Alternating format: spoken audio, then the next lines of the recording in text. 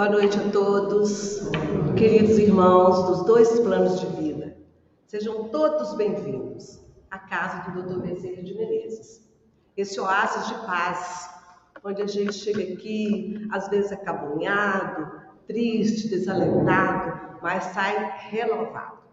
E hoje, mais do que nunca, nós vamos ter a presença do nosso querido Moacir, de Manhuaçu, que se deslocou com tanto carinho. Gratidão, viu, Moacir, por vir trazer essa lição desse venenozinho chamado mágoa. E para a gente entender melhor e preparar os nossos corações, o nosso ambiente, nós vamos ler do livro Palavras de Vida Eterna, pelo Espírito Emmanuel, através da psicografia do nosso querido, saudoso e muito amado Francisco Cândido Xavier, a lição 156, que diz para nós: segundo agimos, mas deliberai isso consigo mesmo, não ir mais ter convosco em tristeza. Paulo, em Coríntios, capítulo 2, versículo 1.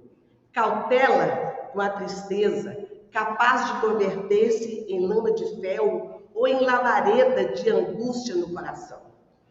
Sentimentos, ideias, palavras e atitudes são agentes magnéticos de indução para o melhor ou para o pior, conforme o rumo que se lhes traça. Queixa inútil enfraquece o otimismo, gerando desconfiança e perturbação. Azedume corta o impulso da generosidade, aniquilando boas obras do nascedor. Irritação abate as forças da alma, trazendo a exaustão prematura. E a mágoa anula a esperança, arrasando possibilidade de trabalho. Desespero queima o solo do ideal, exterminando a sementeira do bem. Se aspiras a construir, planta benevolência e serenidade, entendimento e atenção na gleba da própria alma. Todos dependemos uns dos outros na desincumbência dos compromissos que nos competem. A vida, porém, através de todos aqueles que nos partilham a marcha, reage sobre nós segundo agimos. Em vista disso, para a execução da tarefa que nos cabe, quantos caminham ao nosso lado apenas colaboram conosco na pauta de nosso auxílio, dando-nos isso ou aquilo, no tanto e na espécie daquilo ou disso que venham a receber. Vamos elevar agora os nossos pensamentos a Deus, a Jesus em espírito e verdade, e a nossa querida, amada Mãe Maria Santíssima, rogando nesse instante aos nossos amigos espirituais, em especial o Dr. Bezerra de Menezes, coordenador de todas as tarefas desenvolvidas pela nossa casa. Jesus querido, estamos juntos, sabendo com certeza da tua presença amiga e acolhedora aqui entre nós. Porque o Senhor mesmo disse: onde 2 ou mais estiverem reunidos em meu nome, aí eu estarei. Por isso, Jesus, gratidão pela tua presença, por estares aqui nessa noite, onde vamos aprender lições para que possamos ser cada dia melhores, para que ao deixarmos esse planeta, tenhamos deixado pelo menos uma luzinha de alegria, de felicidade, de benevolência, de perdão e principalmente de retirar das nossas almas ainda tão endividadas essa ferrugem chamada mágoa. Que o Senhor possa, Senhor, intuir o nosso irmão Moacir, que ele possa tocar os nossos corações nessa noite, com essas reflexões tão importantes para a nossa evolução espiritual. Sendo assim, Senhor, prepare os nossos corações, prepare as nossas mentes para a lição de hoje. E permanece conosco, doce Rabi da Galileia. A amorosidade sempre é o que o Senhor nos dá. Que assim seja. Graças a Deus. Convidar o nosso amigo Moacir, nosso querido de Manhuaçu. Por favor, Moacir. Somos todos ouvintes. Boa noite a todos. É um grande prazer estar aqui pela primeira vez, né? Hoje nós vamos falar da mágoa, né? Antes de falarmos da mágoa, fazer uma leitura do livro de Joana de Ângeles, O Médico Jesus, né? De Joana de Ângeles, ditada por Divaldo, né? E que fala da cura real, né? Então ele fala assim: não trate apenas dos sintomas, tentando eliminá-los, sem que a causa da enfermidade seja também extinta. A cura real somente acontece do interior para o exterior, né? Do cerne para a forma transitória. Sim, diga a seu médico que você tem dor no peito, mas diga também que sua dor é dor de tristeza, é dor de angústia. Sim, diga ao seu médico que você tem azia, mas descubra o motivo pelo qual você, com seu gênio, aumenta a produção de ácido no estômago. Relate que você tem diabetes. No entanto, não se esqueça de dizer também que não está encontrando mais doçura em sua vida e que está muito difícil suportar o peso de suas frustrações. Mencione que sofre de enxaqueca, todavia confessa que padece com seu perfeccionismo, com a autocrítica, que é muito sensível à crítica alheia e demasiadamente ansiosa.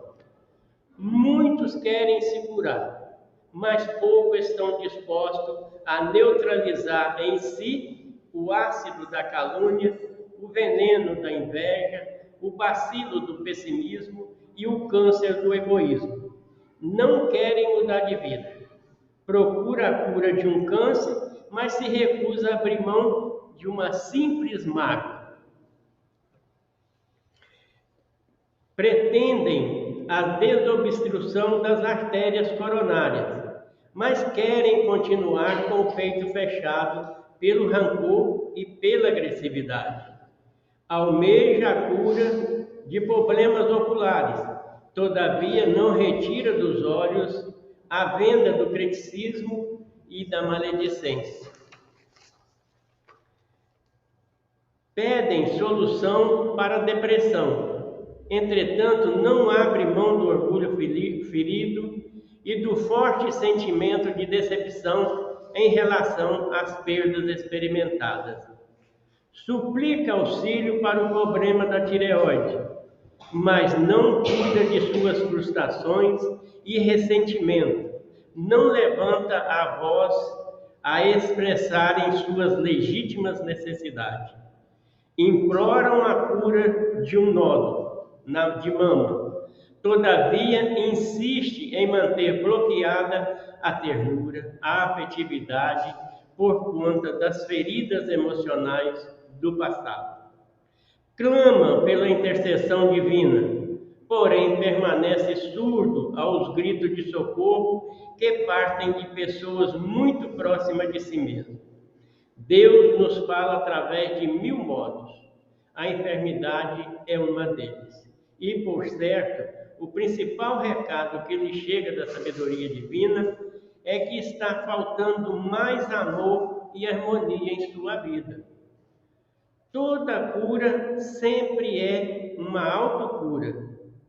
E o Evangelho de Jesus é a farmácia, onde encontraremos os remédios que nos cura por dentro.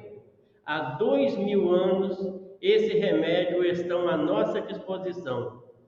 Quando nós decidiremos, né? Então, é profundamente irracional nós nutrirmos a crença de que nunca seremos traídos, de que sempre seremos amados e entendidos plenamente por todos, né? Todos nós magoamos, todos nós vivemos a nossa vida no dia a dia, nós ainda vivemos num planeta inferior, num planeta onde ainda o mal domina. Então, é normal nós magoarmos. Agora, o que não pode acontecer, nós carregarmos essa mágoa. Nós não podemos carregar essa mágoa no peito, senão nós caímos em tudo isso que a Joana de Anjos passou para nós. Tem uma historinha a respeito da mágoa, eu creio que aqui muitos conhecem, é do Rossando Clinch, né? Que ele conta uma história de um rapaz que levanta de manhã e ele vai sair para trabalhar. Mas antes de sair para trabalhar, ele toma um café reforçado, aquele café bem suculento mesmo, né? Só que o café não cai bem. E ele vai para o trabalho, chega no ônibus, né? O café está fermentando e ele vai, né, passando as suas dificuldades ali. Chega no prédio onde ele trabalha, vai pegar o elevador lotado, um calorão, e aí o elevador cheio, e o café está fermentando. Aí um colega dele de andar, que trabalha em outra seção, os dois vão conversando, né?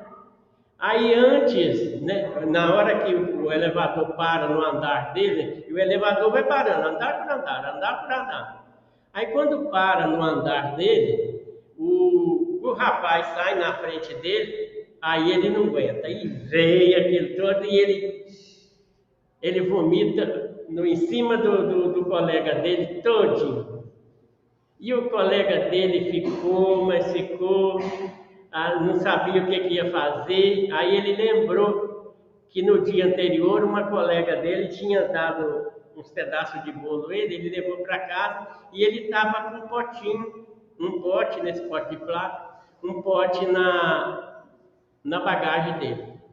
Aí ele tira esse pote e começa a rapar, encher o pote. Rapar, tira da cabeça e enche o pote. Aí ele chega na sessão dele, o pessoal, o que foi? Ele conta tudinho o que foi. Aí o pessoal dá um jeito, ele toma um banho, ele arruma uma roupa para ele. Aí passou o dia, trabalhou o dia, voltou para casa, pegou o potinho, né, com os condimentos dentro, né, e levou para casa. Chegou em casa, ele conta para a esposa dele o ocorrido. Abre o potinho e mostra para a esposa. Passado-se uma semana, ele vai numa reunião, chega lá, ele encontra com os amigos, conta para os amigos o que aconteceu com ele. E pega o potinho, abre o potinho, mostra os amigos. Dali um mês, ele vai na casa da mãe dele no interior, está todo mundo reunido lá, a família, ele pega, conta o que aconteceu com ele. Aí ele vai, abre o potinho e mostra para todo mundo. Imagina, né? Chegou na festa do fim do ano, no Natal, na ceia, a família, todo mundo reunido e tal, ele conta o caso para todo mundo, abre o potinho e mostra para todo mundo. Só que esse potinho era o coração dele. E o que estava dentro do potinho era a mágoa daquele acontecimento que ocorreu, a mágoa que ele ficou do rapaz ter feito aquilo com ele. Assim somos todos nós. O que nós não podemos deixar é a mágoa permanecer dentro do nosso coração, né? Mas pergunta, qual é o antídoto da mágoa? O antídoto da mágoa é o perdão. O perdão incondicional é o antídoto da mágoa, né? Então, portanto, nós não podemos passar uma vida inteira ocultando de nós mesmos que nunca ficaremos magoados. Não tem como. Nós magoamos. Magoamos, mas nós temos que ter uma compreensão que o Espiritismo prega muito. Nós temos que entender o estágio evolutivo do nosso próximo. O nosso próximo, às vezes, ele nos magoa, mas ele nem está percebendo que está magoando, nos magoando. Então, ele não compreende, não alcança o conhecimento dele, o estágio evolutivo dele, não alcança que ele está te magoando através dos atos que ele está cometendo contra você. Então, nós temos que ter essa compreensão. E quando nós magoarmos alguém, nós temos que ter, nós temos que ter a humildade de se retratar com ele, de pedir perdão. E quando alguém nos magoar, nós também vamos ter que aceitar a mágoa, engraçado, Como são as coisas. Essa frase eu ouvi do Divaldo aqui em Caratinga, quando ele veio aqui, acho que foi na década de 90 ainda, lá na faculdade. E o Divaldo falou assim: tudo pensamento ruim, tudo que tiver de ruim para você, você assimila e você digere o que for falado para você. Assim é a mágoa. Vamos digerir a mágoa. Vamos procurar o fio da meada. Por que fulano me magoou? Vamos procurar, vamos raciocinar. É o que a doutrina espírita nos ensina, raciocinar. E a fé raciocinada, ela é para tudo. Não é só dentro da religião. É para o nosso trabalho, para a nossa convivência na sociedade, para a nossa convivência com os nossos amigos. Então, nós temos que raciocinar. Que muitas das vezes a mágoa, que partiu do meu próximo, talvez foi eu que dei a primeira alfinetada, Quem participa de reunião mediúnica aí, vê quando se atende um obsessor e que ele está ferrenho, querendo fazer o desencarnado, muitas das vezes até suicidar, querendo tirar a vida suicidar. Então você conversa com ele e vamos saber porque se tem essa ligação com os dois, aí você pergunta: mas por que você está tão assim com ele, tão magoado com ele? Ah, é porque ele, me assassinou. Aí você vai falar assim: mas a convivência de vocês é de longo tempo atrás, para ter feito isso.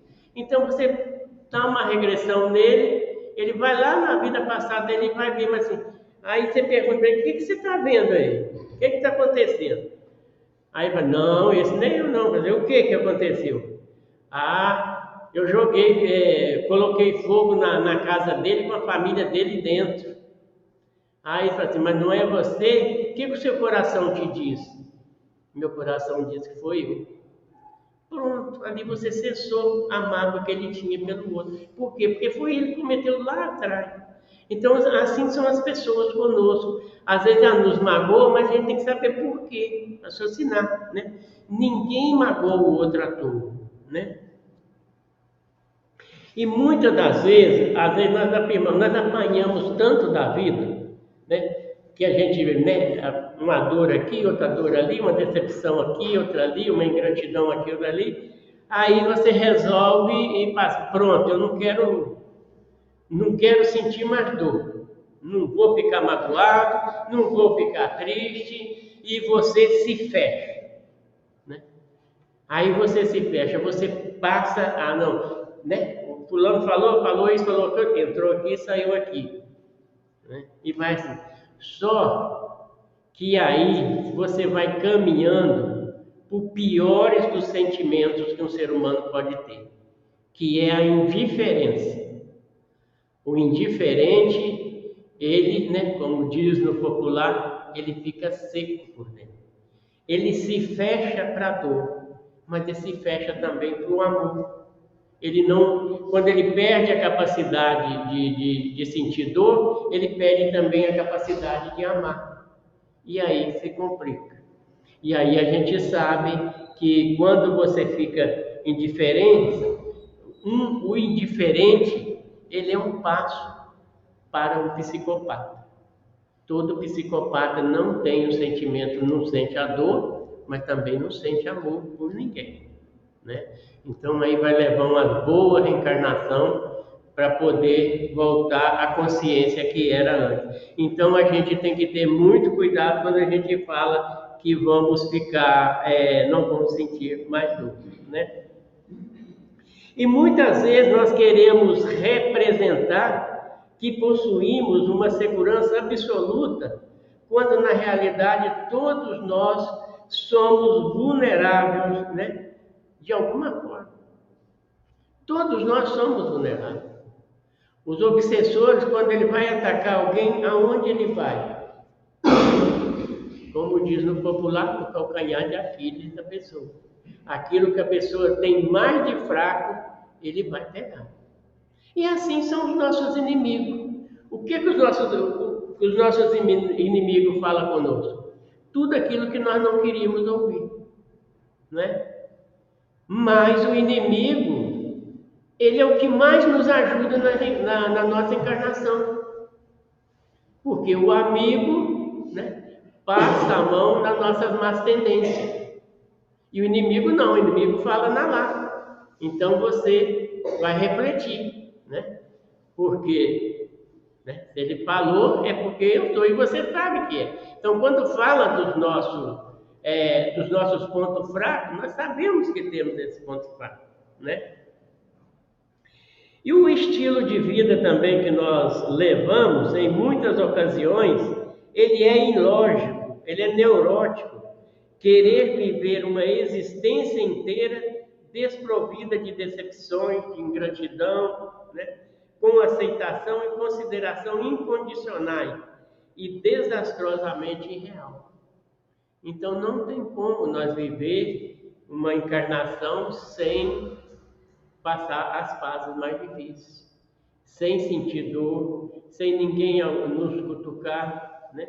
Então não tem como fazer isso, né? E uma outra coisa também, falando no estilo de vida, né? A nossa vida hoje anda tão corrida. Às vezes, muitas das vezes, nós esquecemos das coisas. Muitas vezes nós achamos que nós estamos fora da realidade. O doutor Augusto Cury, ele fala que nós estamos vivendo numa época do spa. Mas não esse spa que a gente queria ir, mas é da síndrome do pensamento acelerado. Então nós já estamos fazendo uma coisa, já estamos pensando em fazer outra. Estamos começando a fazer uma coisa e fazendo outra, né? E pensando lá na frente no que nós vamos fazer.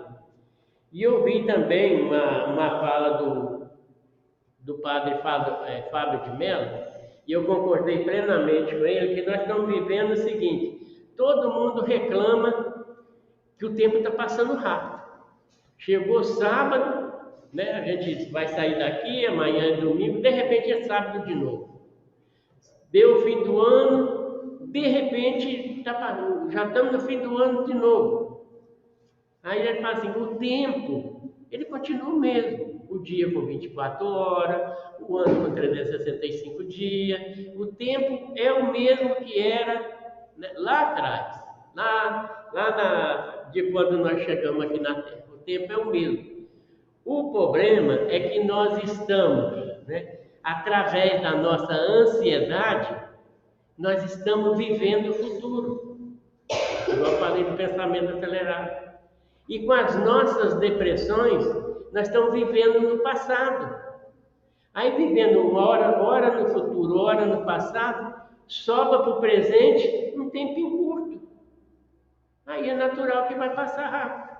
O que nós temos que fazer? Uma coisa de cada vez.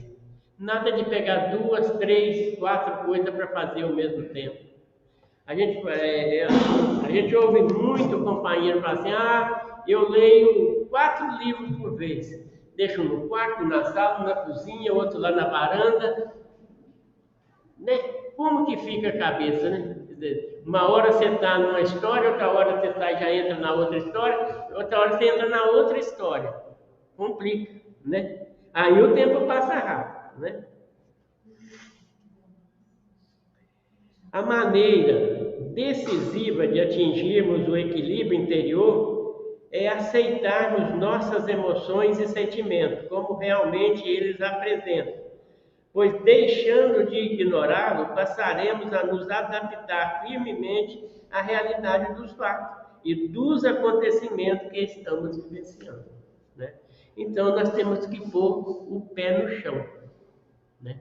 Vivenciar os nossos desafios, que os desafios eles vieram para nós, foram planejados por nós mesmos, foram pedidos por nós, né? Quantas pessoas a gente ouve que está com uma doença, né? Câncer, por exemplo, se revolta, né? Aí você vai falar com ele. Claro que quem é espírita sabe, né, do mecanismo da vida, conhece o mecanismo da vida. Mas geralmente quem revolta é quem não é espírita. Aí você vai falar para ele, olha, e se eu te falar que você que pediu esse câncer? Que você implorou para vir com esse câncer? Aí você está ficando doido, né? Aí, né, o sujeito tem uma tendência a aceitar bem a filosofia de vida, mas você planta uma sementinha nele. Aí você vai explicar isso, mas você vai explicar também que se ele desencarnando, logo após, ele continua vivendo, né? Então ele vai viver, né? Ele pode não aceitar no momento e tudo, mas na hora da passagem, na hora que chega, porque se Deus criou todos nós, né? E deixou em estado latente todas as suas leis na nossa consciência, com certeza na consciência dele também tem a lei de reencarnação e tem do mundo espiritual. Então ele vai compreender, né? Vai torcer para que tenha vida depois da morte, né? Deixa eu passar para cá agora. Durante a nossa jornada encarnatória, nós somos incondicionalmente impelidos a vivenciar inumeráveis experiências que aos poucos vão compondo e enriquecendo o nosso acervo espiritual. Então, a nossa vida aqui, ela é toda pautada no nosso crescimento. Não acontece nada na nossa vida que não seja para o nosso bem. Tanto a dor, tanto a alegria, tanto a felicidade, tanto a infelicidade, tudo nos impulsiona para frente. Não tem nada que Deus criou que não é para o nosso benefício, né? Então, agora, a parte dolorosa, a parte da expiação, somos nós que criamos. Deus criou todas as condições para nós. Deus nos criou, né? Colocou, né, aqui, simples, ignorante, e falou, meu filho, vai, faça seu caminho. E nós fazemos nossos caminhos. Tudo aquilo que acontece conosco de ruim, pode ter certeza que nós somos o artifício daquela história, daquilo que nós estamos vivenciando. Então, tudo que acontece conosco de ruim foi nós que fizemos conosco, né? Então nós vamos responder, nós vamos viver essas experiências para poder nós ficar bem com a nossa consciência. Nós somos juiz de nós mesmos. Quando nós chegamos no mundo espiritual, que a nossa consciência se expande, né? Que nós vamos fazer um flashback da nossa encarnação, aí nós vamos ver lá, culpa, eu magoei muito a Severina, eu preciso, né, me retratar com a Severina, né? Então, eu vou buscar um jeito, né? Numa próxima encarnação nós viemos mais próximos, né, Severina? E assim nós vamos planejando, né? A nossa encarnação futura, nós fazemos o planejamento dela agora. Então, quando nós chegamos, né, que todos nós hoje, com a nossa evolução, no patamar que está, todos nós participamos do planejamento da nossa encarnação.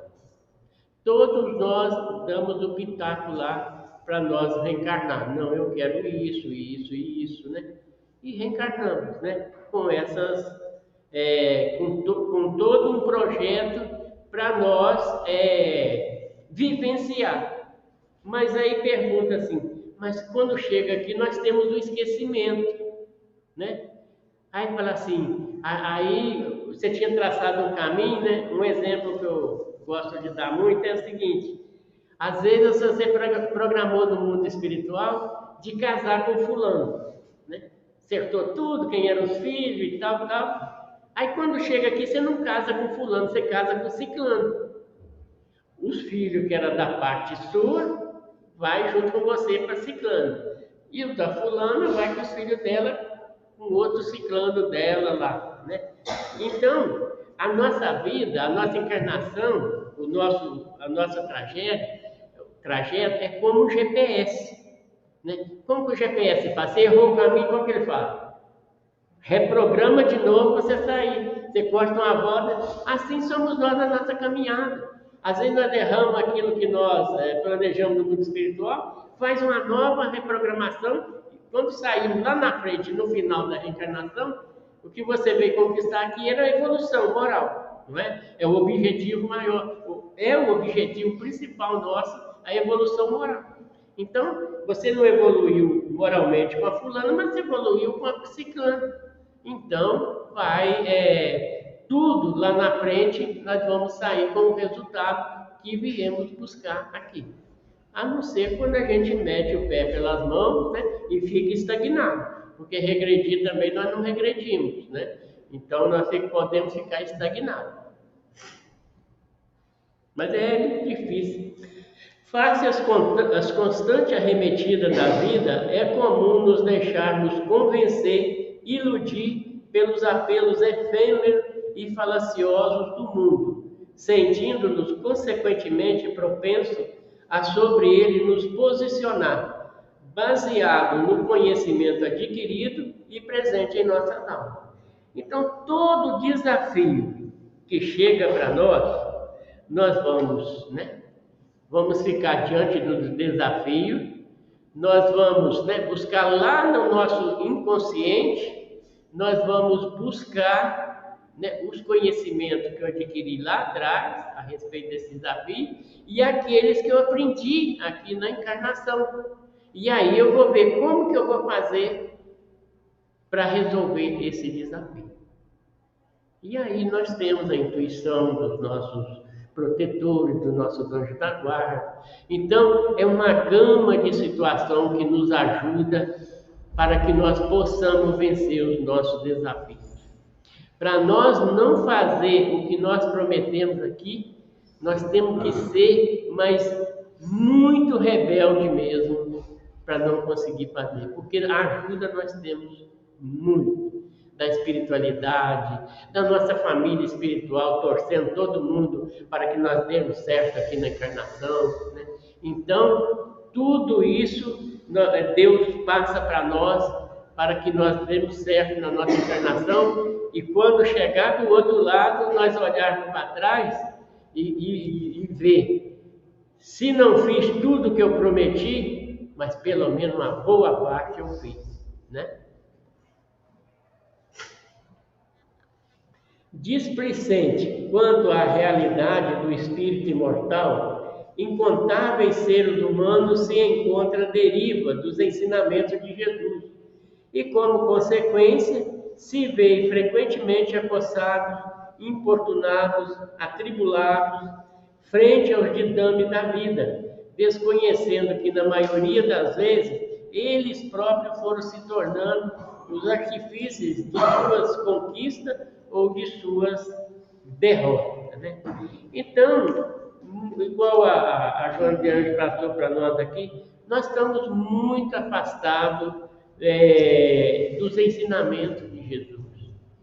A população do nosso planeta, nós estamos ainda muito afastados De vez em quando, como veio a pandemia, que deu aquela chacoalhada em todo mundo, né?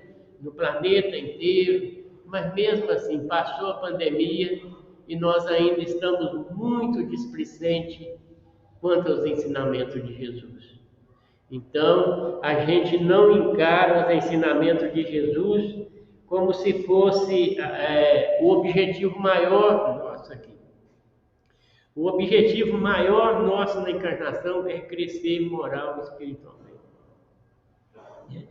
Às vezes a gente tem amigos, né, nas casas que a gente frequenta, onde a gente vai, assim, mas faz o estudo sistematizado. Você vê, ele vai lá um tempo, depois afasta, aí você pergunta, mas por que você afastou? Ih, rapaz, o trabalho não está me deixando eu ir na casa espírita. Estou trabalhando à noite, né, e tal, né? Aí a gente vê assim, a gente pergunta para ele, o que é mais vantajoso para nós? Perder o trabalho ou perder a encarnação? O objetivo dela. Porque tudo que nós construir aqui, moral, espiritualmente, os frutos, mas nós colhemos fruto aqui sim, mas os frutos maiores nós vamos colher do outro lado. Quem participa de reunião mediúnica sabe como que é difícil os espíritos que chegam do outro lado e não têm conhecimento nenhum moral e espiritual, né? Que não tem conhecimento para ele pegar uma direção. Então, quando a gente chega do outro lado com os nossos conhecimentos, nós temos toda a possibilidade de ficarmos bem, de recobrar a nossa consciência rapidamente, né? Muitos chegam do outro lado já chega trabalhando, né? Eu fiz um estudo outro dia, né, a respeito do perda de entes queridos e morte prematura. O Samson, ele falou, né, 2 anos antes dele desencarnar, que ele já estava doente, ele falou assim, ele trabalhava junto com o Kardec na Associação Espírita Parisiense, e ele falou, Kardec, quando eu desencarnar, você me evoca para me falar como que é lá. Pois o Samson, ele, 8 horas depois do desencarne dele, faltando 1 hora para o enterro dele, ele comunica no velório dele e fala tudo como que é, e tudo assim, que maravilha, né? Claro que nós ainda estamos um pouquinho assim, a gente imagina, mas muitos aqui vão chegar do outro lado e vão trabalhar, né? Tem a compreensão, sabe o que é, e a gente sabe que é através do trabalho do outro lado nós vamos trabalhar em benefício do próximo. Nos dias de hoje, surpreendido pelos avanços preocupantes das doenças de características diversas, as criaturas humanas sentem-se temerosas quanto aos seus amanhã, diante das evidentes possibilidades de virem a ferrar. Então, todos nós preocupamos aqui com as nossas doenças do corpo, do físico, né? Mas são poucos, né? A gente sabe que a ciência tem avançado muito, mas a maioria da doença, a ciência ainda cuida só da parte material. A ciência cuida do efeito. A causa ainda não, apesar que já tem muitos avanços, a causa ainda não encontrou para saber como curar a causa. Porque a cura tem que estar na causa. É igual o João de Anjos falou para nós. E a causa está lá no espírito. Se você cura o espírito, você cura o corpo físico, né? Tem um dito oriental que fala, né? Mente sã, corpo são, não é? E nós temos medo, né, da doença de vir a morrer, né? A desencarnar. Assim sendo, com o propósito de se prevenir a este respeito, destina-se com certa assiduidade ao consultório médico em busca de diagnóstico ou procedimento que venha aliviar ou eliminar o sintoma físico que os estão incomodando. Só que tem um porém, nós temos, já que o corpo físico adoeceu, nós não vamos tratar só o espírito, né? Tem que tratar os dois. Então, o remédio tem que ser para o corpo físico e também para o espírito. O espírito nós vamos buscar na farmácia do Evangelho de Jesus. E o do corpo físico nós vamos buscar nos consultórios médicos, né? Já que nós deixamos a doença se instalar. Enquanto a ciência procura incessantemente encontrar o lenitivo e a cura para os males do corpo que assolam a humanidade, não consegue, apesar do seu louvável empenho, detectar com a devida precisão os males espirituais que se encontram presentes em nossas almas. Sabemos que expressivo número de seres humanos se encontra distanciado dos aconselhamentos de Jesus, ignorando, consequentemente, que muitos dos males presentes em suas indumentárias físicas têm como origem as suas próprias desarmonias espirituais, né? Então, a gente passa aqui, né, no Brasil, o Brasil é um país religioso, o Brasil é a pátria do Evangelho. Se nós pegarmos, né, de norte a sul, perguntar para qualquer criança quem é Jesus, todas elas sabem quem é Jesus e explica direitinho quem é Jesus. Então nós somos um país evangelizado, mas mesmo assim nós encontramos muitas pessoas à deriva do Evangelho de Jesus. Agora imagine os países que não têm essa compreensão, nem conhecem os ensinamentos de Jesus, né? Então a gente fica imaginando, né? Vão levar um bom tempo ainda para que o planeta inteiro evolua moral, né, e espiritualmente. Mas com certeza, né, nós sabemos que a evolução não dá salto, né? Enquanto os vícios, como o tabagismo, o alcoolismo, a drogadição, prolifera livremente em nossa sociedade distraída, causando prejuízos por vezes irreversíveis aos seus usuários, o orgulho, a soberba, a vaidade, a inveja, o revide, a mágoa, entre outras desvirtudes íntimas, enferma as almas relapsas, descompromissada com o Cristo, desestabilizando-as, provocando desajuste no corpo somático, vindo adoecê-lo e muitas vezes ceifando-lhe a vida, né? Então, as doenças, né, as faltas do Evangelho de Jesus, né, levam muito, né, às vezes, a família desestabilizada. Então, quando um jovem chega a caminhar para as drogas, aonde a gente vai buscar? Onde que alguém falhou, né? Onde que foi a falha? Onde ocorreu o desvio?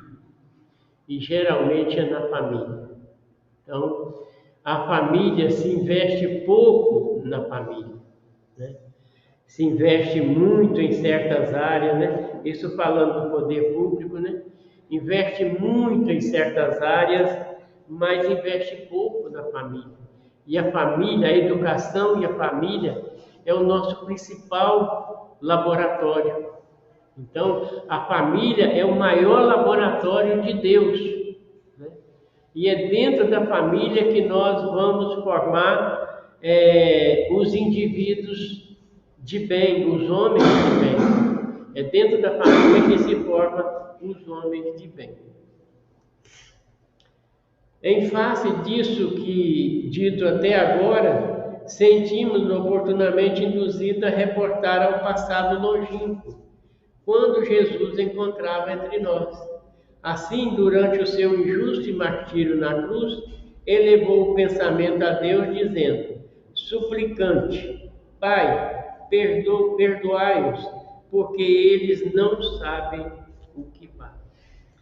Então, quando nós estamos falando de magoar, das pessoas nos magoar, de nós magoarmos as pessoas, os espíritos elevados, os mentores, eles já têm uma consciência maior das coisas, eles já têm conhecimento das coisas, do cerne, das matrizes das coisas. Então, eles não se magoam. Às vezes nós cometemos um erro e nós pedimos perdão a Deus. Deus não nos perdoa, porque ele não se ofende. E o perdão de Deus, ele é imediato ao seu erro.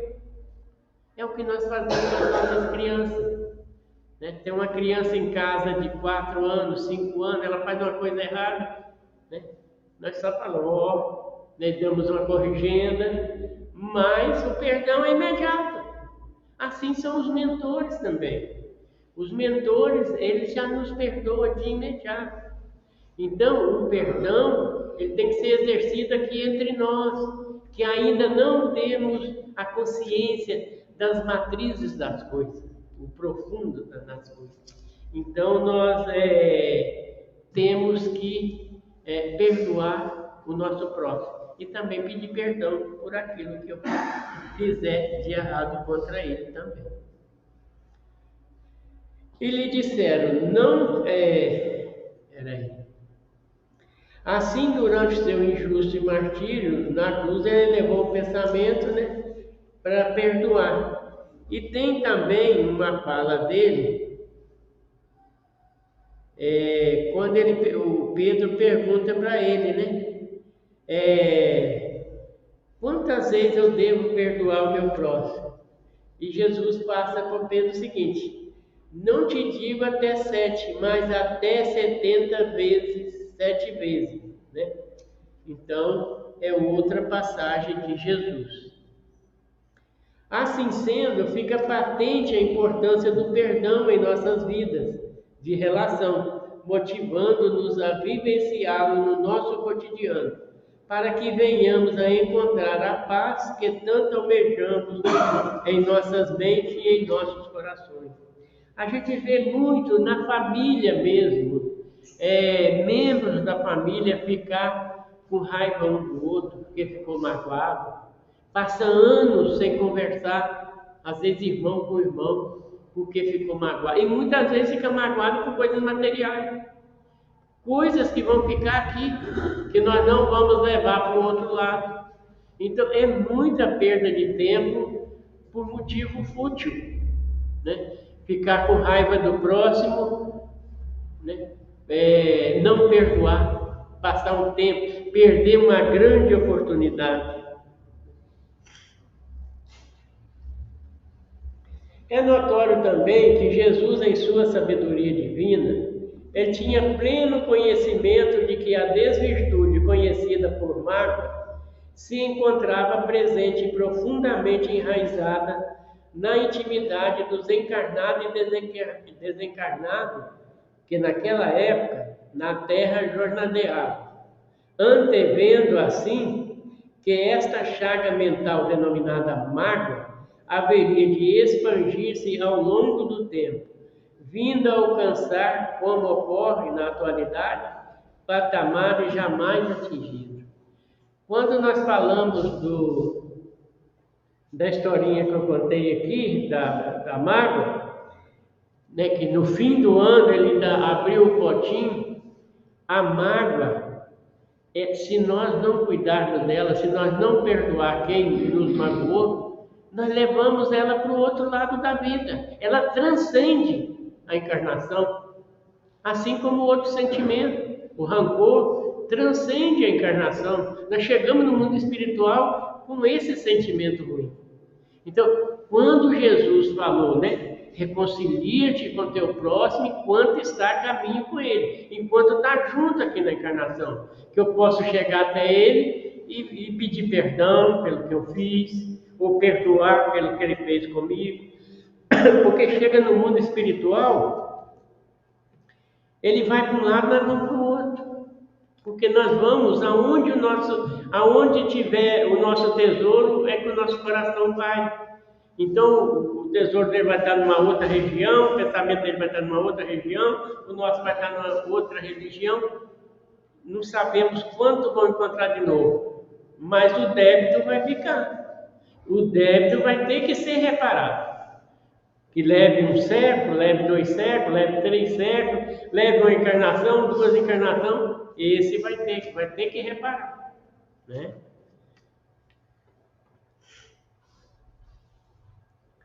Enredado pelas responsabilidades múltiplas dos seus dias, a criatura humana, predominantemente egoísta, tende no seu convívio social e profissional a criar, devido ao seu procedimento egoísta, mágoas, ressentimento junto a seus pares, provocando como consequência possível atritos, desavenças e inimizade.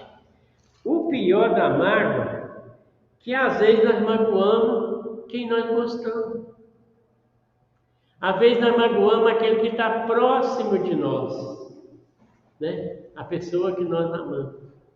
Então, a mágoa é um sentimento que nós temos que fazer o possível para digerir ela o mais rápido possível.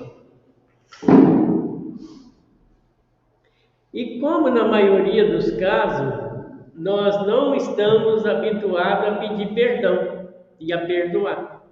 Permanece com a mágoa incrustada, cristalizada, e por vezes longo tempo em sua indumentária espiritual, ensejando o provável surgimento de algum tipo de enfermidade.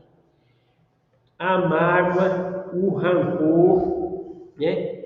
Nós produzimos, assim como nós fazemos prece, nós produzimos material que é chamado ectoplasma.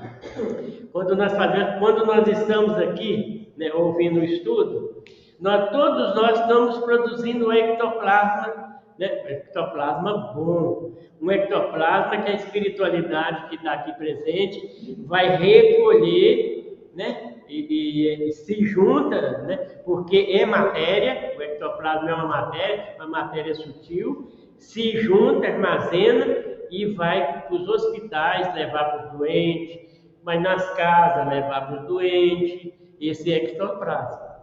Agora, a mágoa, o rancor, a raiva, o ódio também produz o ectoplasma, só que nocivo. Aí o que a espiritualidade inferior faz com ele? Junta também e põe no bote, né? Junta ele e vai fazer o quê? Vai separar casais, vai provocar guerra do outro lado, vai fazer a queda de alguém, vai levar alguém para as drogas, né? Então é utilizado pela espiritualidade inferior. Então nós temos que ficar vigilante, vigiar e orar, como a fala de Jesus. Espírita que somos, não temos nenhuma dúvida a respeito dessas considerações. E com o propósito de ilustrar mais, né, o que acabamos de narrar, nós vamos relatar a seguir um importante testemunho espiritual constante no livro 1/3 da Vida, psicografado pelo médium Vanderlei de Oliveira. Então, nele assim está estabelecido, né? Com uma operação muito semelhante ao passe, observou-se que o corpo mental inferior da jovem se deslocou alguns centímetros para cima, como se agora tivéssemos 2 Valérias, uma em cima da outra. A de cima, manifestação do seu corpo inferior, mental inferior, era mais etéreo e lembrava uma imagem holográfica, flutuando. A debaixo, o perispírito era mais denso e com contornos mais nítidos aos nossos olhos, né?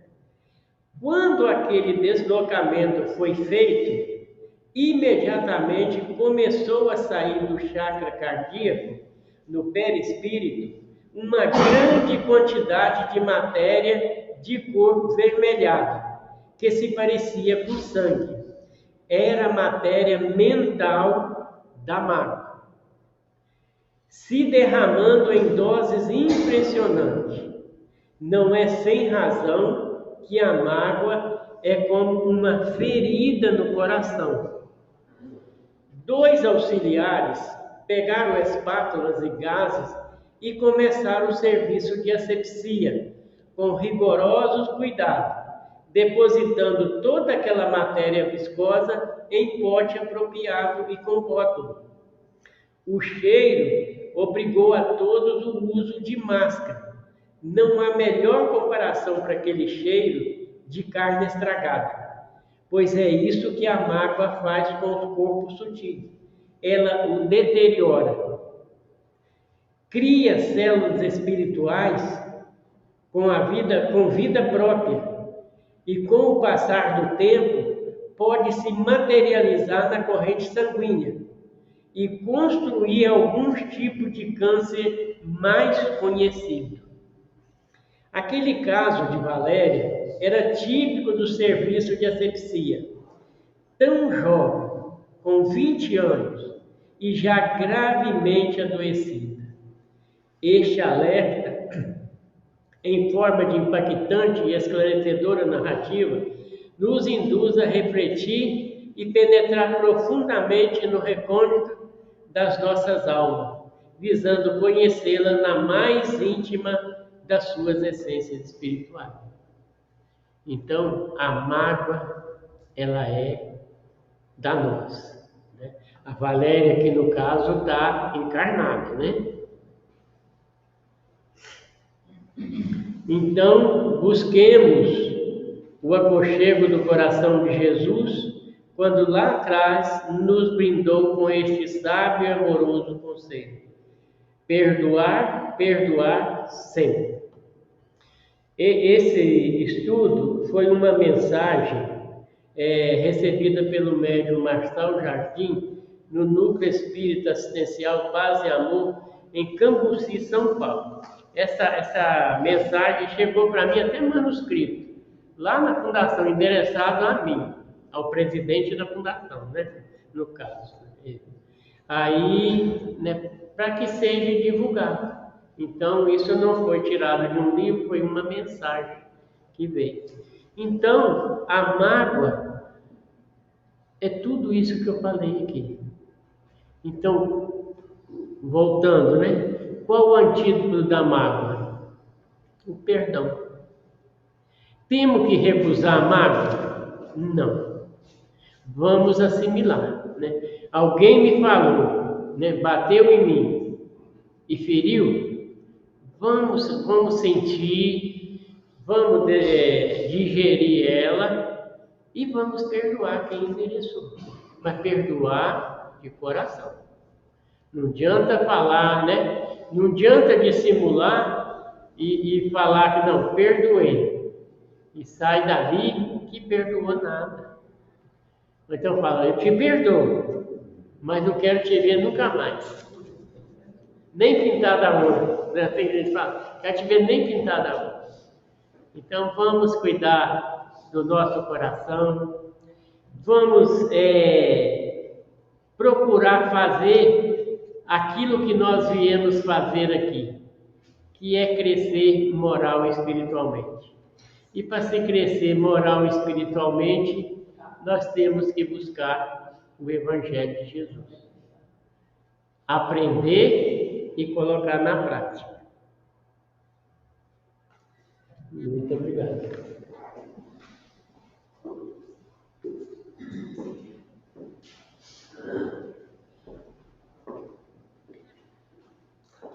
Moacir, muito agradecida. Eu acredito que a sua palestra é de uma importância muito grande para esse momento que nós estamos vivendo, o ápice da transição planetária, onde todas nós estamos muito afetados. Então, é importante que nesse momento a gente possa aprender a importância, o valor, né, do perdão, de nos libertarmos dos sentimentos de mágoa, né? Aliás, é uma satisfação conhecê-lo pessoalmente. De vez em quando eu estou mandando conteúdos do canal para você pelo WhatsApp, né? E realmente é isso. Nesse momento que nós estamos vivendo, reter mágoa é adoecimento, né? Adoecimento, estagnação na nossa trajetória evolutiva, né? Então, vamos agradecer aos nossos benfeitores amigos que nos permitiram um momento tão rico de aprendizado, e eu tenho certeza que esse aprendizado vai trazer para nós grandes e importantes reflexões. Amado Jesus, Senhor de nossas vidas, a Ti elevamos os nossos pensamentos nesse momento, com sentimento de gratidão pela oportunidade de aprendizado.